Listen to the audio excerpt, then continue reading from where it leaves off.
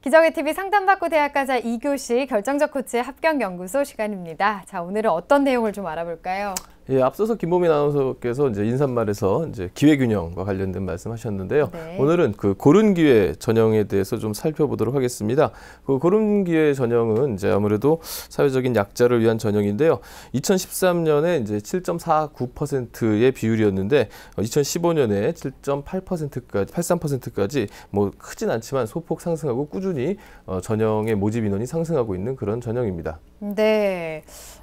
고른 기회 전형에 대해서 이야기를 좀 나눠볼 텐데요. 우선은 이 고른 기회 전형 안에 또 여러 전형들이 있잖아요. 어떻게 나뉘는지 특징을 좀 알아볼까요? 예, 사회적인 이제 약자를 구분하고 배려를 할 때는 이제 몇 가지의 이제 기준점이 있겠는데요. 먼저 이제 경제적인 약자, 또 신체적, 또 지역적 차이 이런 것들을 고려해서 교육의 기회가 이제 어려운 그런 사람들에게 배려를 하기 위함으로 이제 전형이 진행이 됩니다. 크게 이제 정원 내와 정원 외로도 구분해 볼 수가 있는데요. 가장 이제 많이 뽑는 유형이 정원 외의 고른 기회 전형입니다. 대체로 이제 기초생활수급권자 및 차상위 계층을 위한 경제적 배려 대상자, 그리고 이제 전문계 교과를 이수한, 그러니까 쉽게 과거로 얘기하면 이제 실업계 학교들이죠.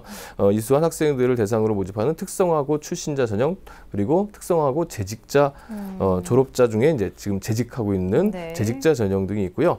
또 이제 도시 지역과 격차가 많이 벌어져 있는 농어촌 학생들을 위한 농어촌 전형, 그리고 북한 이탈 주민 전형, 그리고 장애인 학생들을 위한 특수교육 대상자 전형, 그리고 서해 5도에서 중고교 생활을 보낸 학생들을 위한 서해 5도 특별 전형 등 7가지 정도에 이르게 됩니다. 그리고 정원 내에는 사회 공헌자 전형 등이 좀 많이 있는데요.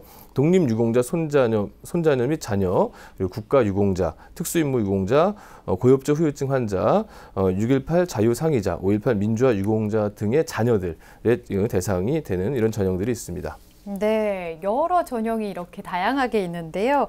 고른 기회 전형의 선발 비율이 좀 상승하고 있다고 앞에서도 말씀을 해주셨어요. 대학별로 봤을 때는 어떨까요?